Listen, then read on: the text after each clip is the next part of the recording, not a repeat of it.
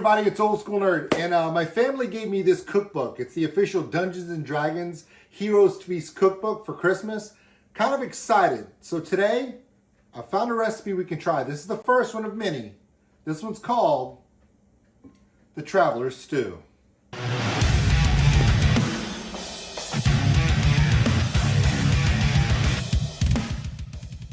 Hey everybody, I've already gotten started here. I'm chopping up some carrots, part of the recipe. By the way, I'm putting in all the ingredients, well, right there.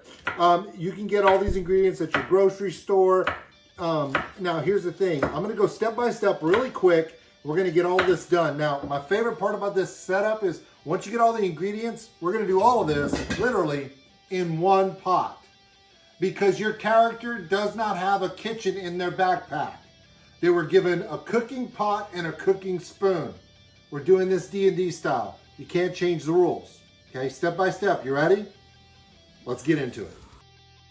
All right, first thing you want to do is get your kettle to a pretty high heat. Add some olive oil in there, just below the temperature of smoking. We want this to have a good heat. Now, we take our beef.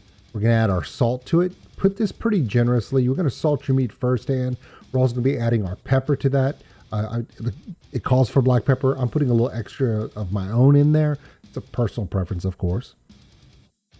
Then we're going to put our meat into a tossing dish or a metal bowl, and then we're going to put our flour in. Now, when we put our flour in, we're going to toss this around and get a nice even coating of flour, okay? But we don't want to dredge it too much, okay? We're going to individually place those beef pieces into the pot. Once it's at a high heat, make sure you give a good even level. Don't pile it up, one solid level. Now, for me, I like to turn mine over individually. Make sure I get a good brown on both sides. You can just stir it if you want, but at least for my first turnover, I like to do it individually.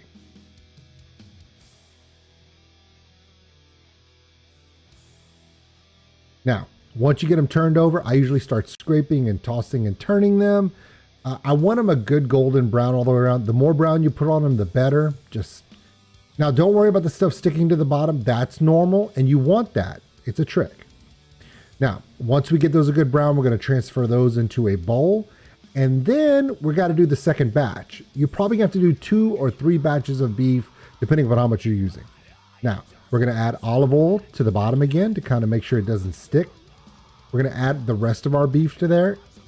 Just throw them in there, because you've already got gristle in the bottom. Now, all right, now I'm stopping the video right here because we've just taken out our beef, and this is a very important transition. It's also the first thing that I do that's different from the recipe.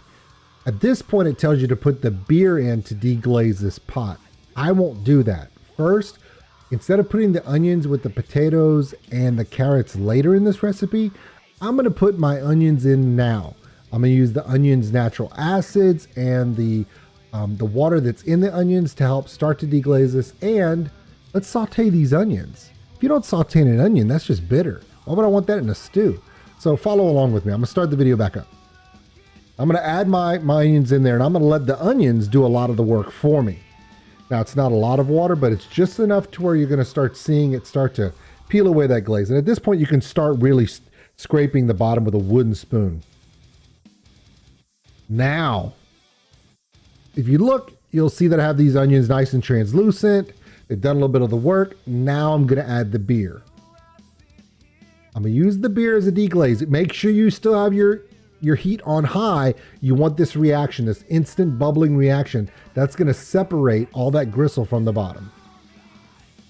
Once you do it a few times, you're going to add the rest of the wine. As you see me pass my wooden spoon, you see how the bottom of the pot is clean? That's what you're looking for.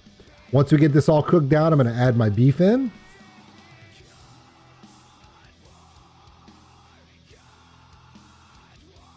I'm going to add the rest of my beef stock. And now at this point, I'm going to stir this up, give it a good stir. Now, I'm going to raise the heat, get it to a boil, and then I'm going to cover it. Let this cook for about an hour. Okay, now it's cooked for about an hour, and I'm stopping the video here because this is a very key point. In the recipe, now it's telling you to add the potatoes and carrots. But before you do that, you need to taste this.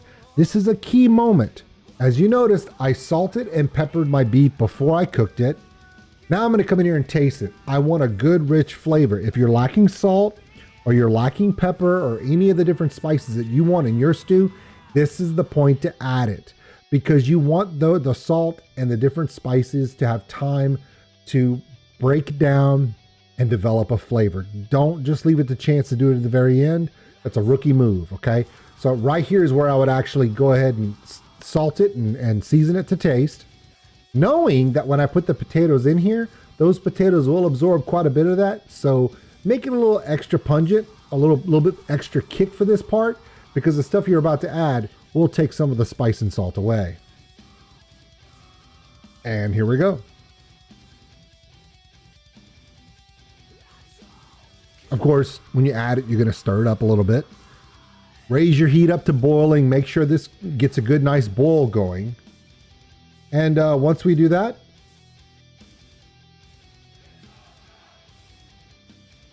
yeah, that's a Darth Vader spoon. Isn't that nice? Okay.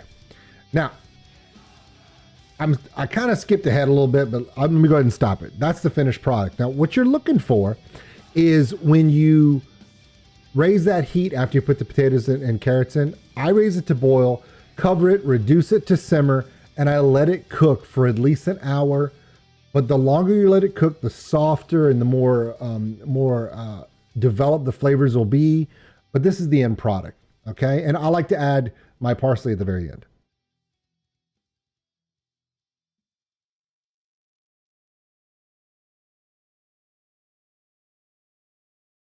And here you go.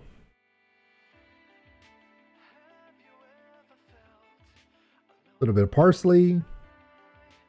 Now be careful now. This will get stuck in your teeth, and it adds a little bitterness to a very creamy soup. A couple of nice pieces of bread, and done. That's all there is to it, everybody.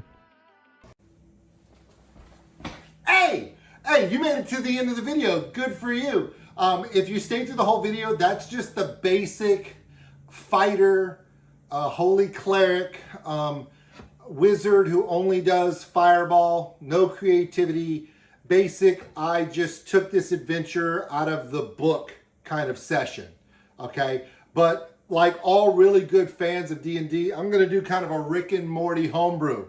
Okay, you want to check it out? The only place you can see it is on my Patreon. You'll see the link below in the description. Join us there. I'll give you all the secrets and little things that I didn't show you in the video.